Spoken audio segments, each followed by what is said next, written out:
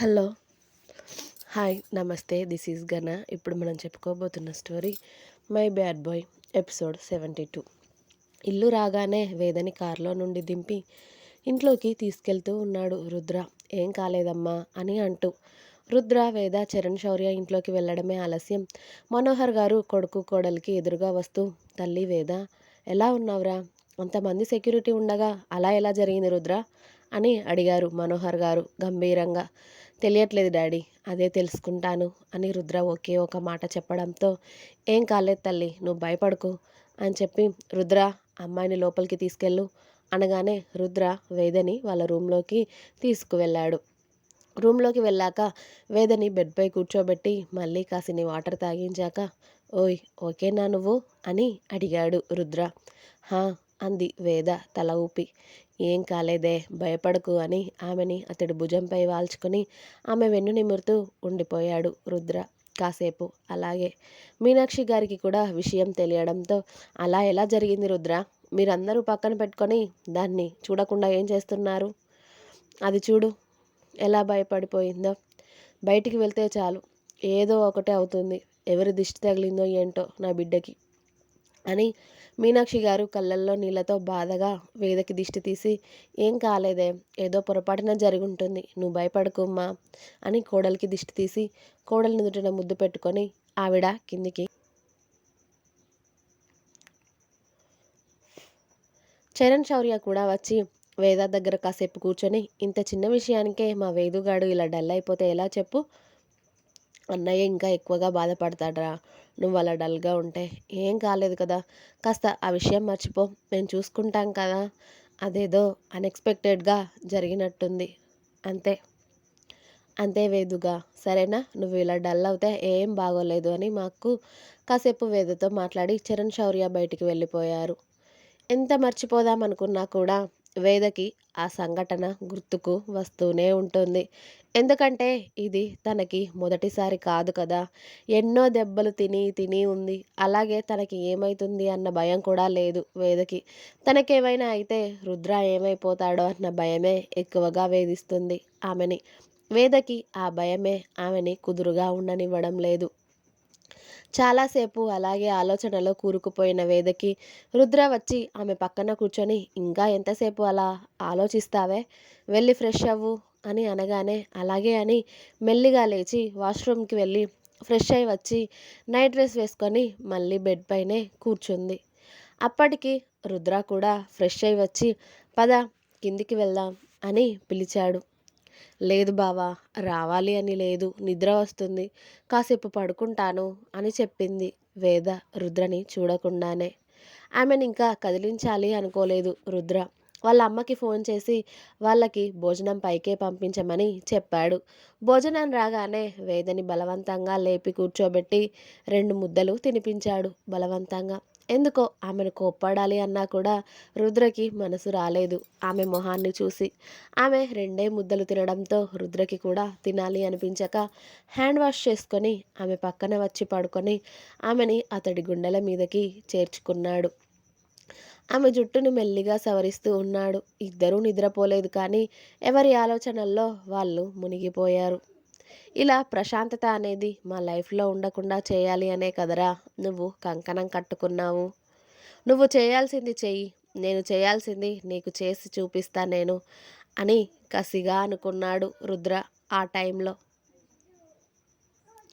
కాసేపు వేద జుట్టు నిమురుతూ, ఏంటే ఏదో జరిగింది అని ఈరోజు నన్ను పస్తులు పడుకోబెట్టాలి అనుకుంటున్నావా అని అన్నాడు అతడి తలతో ఆమె తలని చిన్నగా ఢీకొట్టి.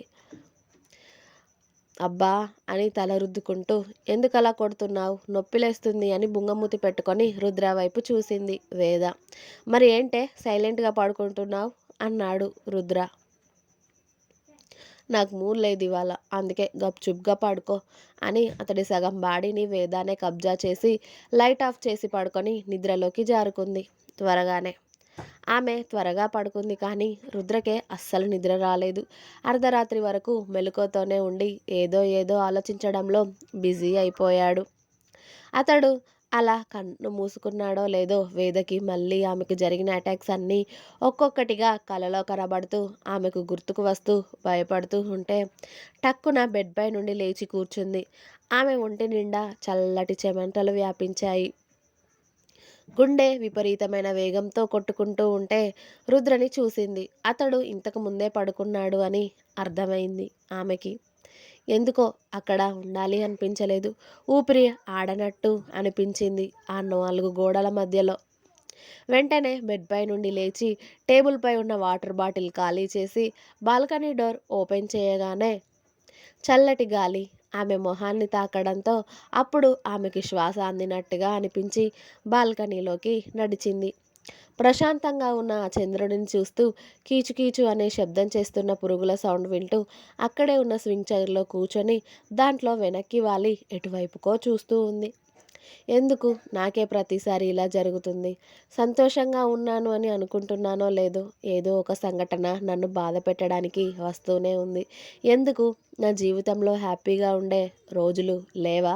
ప్రాణంగా ప్రేమించిన నా బావ ఇప్పుడిప్పుడే నాతో మాట్లాడుతూ మేమిద్దరం ఇలా హ్యాపీగా ఉన్నామో లేదో మళ్ళీ ఏదో ఒకటి జరుగుతుంది మా లైఫ్లో.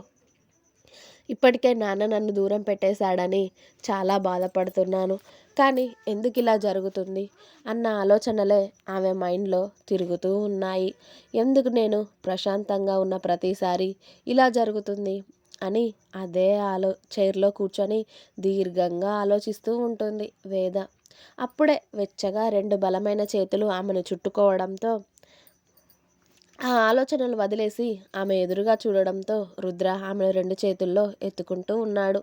అప్పుడే బావా, నువ్వెందుకు లేచావు? నిద్రపోతున్నావు కదా అని అంది వేద అతడి మెడ చుట్టూ చేతులు వేస్తూ. నేను పడుకుంటే మరి నువ్వొక్కదానివి ఇక్కడ ఏం చేస్తున్నావే? మీ ఫ్రెండ్స్ దయ్యాలు గాని వస్తాను అన్నాయా? పద లోపలికి అని ఆమెని ఎత్తుకొని 2 అడుగులు వేశాడు రుద్ర. అబ్బా బావా, ఊపిరి ఆడడం లేదు రూమ్లో, కాసేపు ఇక్కడే కూర్చుందాం, చల్లగాలి వస్తుంది, బాగుంది ఇక్కడ అని అంది వేద గారంగా. ఓకే అని రుద్ర వేదని అదే చైర్లో కూర్చోబెట్టి అతడు రూమ్లోకి వెళ్తూ ఉంటే వేద రుద్ర చెయ్యి పట్టుకుంటుంది. రుద్ర వెనక్కి తిరిగి చూసి ఏంటే అన్నాడు. నువ్వు కూడా కాసేపు ఇక్కడే ఉండొచ్చు కదా అని అడిగింది వేద క్యూట్గా. ఇప్పుడే వస్తానే 1 మినిట్ అని రుద్ర వేద బుగ్గపై తట్టి బెడ్రూమ్లోకి వెళ్ళి సెల్ఫ్లో ఉన్న పరుపు తీసుకువెళ్ళి బాల్కనీలో వేసి దానిపైన మెత్తగా బెడ్షీట్ పరిచి అలాగే పిల్లోస్ కూడా తీసుకువచ్చి వేసి ఓకేనా అని అడిగాడు వేదని చూసి. ఆ సెటప్ చూసి ఓ చాలా బాగుంది బావా, నిజంగా నాకు ఇక్కడే పడుకోవాలనుంది తెలుసా? ఆ లోపు నువ్వే సెట్ చేస్తావు ఇది, థ్యాంక్ యూ అని కుక్క పిల్లలా వెళ్ళి పరుపు మధ్యలో కూర్చొని రా అని 2 చేతులు చాచి పిలిచి రుద్రనే చూస్తూ అంది. మొబైల్ తీసుకొచ్చుకుంటా నాగవే అని రుద్ర రూమ్లో నుండి కిందికి వెళ్ళి వేద కోసం ఫ్రెష్ జ్యూస్ తీసుకువచ్చి అలాగే అతడు మొబైల్ తీసుకొని రూమ్ డోర్ వేసి బాల్కనీలోకి వచ్చి ఆమె చేతిలో జ్యూస్ బాటిల్ పెట్టి అతడు పరుపుపై ఒరిగాడు. ఇంత అర్ధరాత్రి ఇది అవసరమా బావా అని అడిగింది వేద జ్యూస్ వైపు బేలగా చూస్తూ. చాలా అవసరం. అసలు నైట్ ఏమైనా తిన్నావా? 2 ముద్దలు కూడా తినలేదు. కడుపులో ఏమీ లేకపోతే నిద్ర ఎలా పడుతుంది? ఇదిగో ఇలాగే దయ్యంలా కూర్చుంటావు మార్నింగ్ వరకు. అందుకే అది సైలెంట్గా ఫినిష్ చేయి అని రుద్ర బేస్ వాయిస్లో చెప్పగానే ఇంకా ఏం మాట్లాడుతుంది? బుద్ధిగా జ్యూస్ తాగి బాటిల్ పక్కన పెట్టి పాక్కుంటూ రుద్ర మీదకి వెళ్తూ ఉంటే మూతి కూడా తుడుచుకోవా అని ఆమె టీషర్ట్ మీదకి లాగి ఆమె టీషర్ట్తోనే ఆమె పెదాలు తుడిచాడు రుద్ర. ఆమె టీషర్ట్ పైకి లాగడంతో కింద నడుము కనిపిస్తూ అతడిని ఊరిస్తూ ఉంటే ఆమె నడుముని చిన్నగా గిల్లి ఆమెను మీదకి తెచ్చుకొని జోకొడుతూ ఉన్నాడు అతడు ఫోన్లో ఏదో చూస్తూ. నిద్ర రావట్లేదు బావా అని అంది 2 చేతులతో అతడి మీసాన్ని మెలేస్తూ వేద. మరి ఏం చేస్తావే అని అడిగాడు రుద్ర ఫోన్ పక్కన పెట్టి ఆమె మొహాన్ని అతడి దోసిలిలోకి తీసుకొని.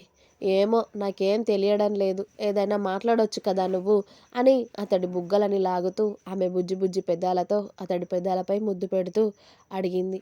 నువ్వు సైలెంట్గా పడుకుంటాను అంటే ఇది తీసుకొచ్చి ఇక్కడ వేశానే, ఇలా టెంప్ట్ చేస్తే అంటే ఎలా చెప్పు? మళ్ళీ రూమ్లోకి వెళ్దాం అని అన్నాడు రుద్ర. నేనేం నిన్ను టెంప్ట్ చేయట్లేదు అంది వేద పెద్ద పెద్ద కళ్ళతో రుద్ర వైపు చూస్తూ. దీన్ని అదే అంటారే పిచ్చి మొహమ అని మెల్లిగా ఆమెను అతడి మీద అడ్జస్ట్ చేసుకొని ఆమె పెదాలు అందుకొని 10 నిమిషాల పాటు ఆమెకి ఊపిరి ఆడకుండా చేసి అప్పుడు ఆమెను బెడ్ మీదకి షిఫ్ట్ చేసి ఆమె కళ్ళల్లోకే చూస్తూ ఉండిపోయాడు రుద్ర. వేద మాత్రం ఆయాసపడుతూ ఉంది. ఊపిరి తీసుకోవడానికి కూడా చాలా కష్టపడుతూ. ఆమె అవస్థ చూసి రుద్ర చిన్నగా నవ్వుకుంటూ ఆమెని అతడి కౌగిలిలోకి తీసుకొని ఆమె వెన్ను నిమురుతూ ఓకేనా ఇప్పుడు అని చాలా స్మూతీ వాయిస్లో అడిగాడు. ఇంకా ఉంది. నా స్టోరీ నచ్చితే ప్లీజ్ లైక్ చేయండి, షేర్ చేయండి, అలాగే సబ్స్క్రైబ్ చేసుకోవడం మాత్రం మర్చిపోవద్దు. Please subscribe my channel Gana stories world. Story నచ్చని వాళ్ళు స్కిప్ చేయండి. Please like, share, subscribe. Thanks for watching my video. Bye.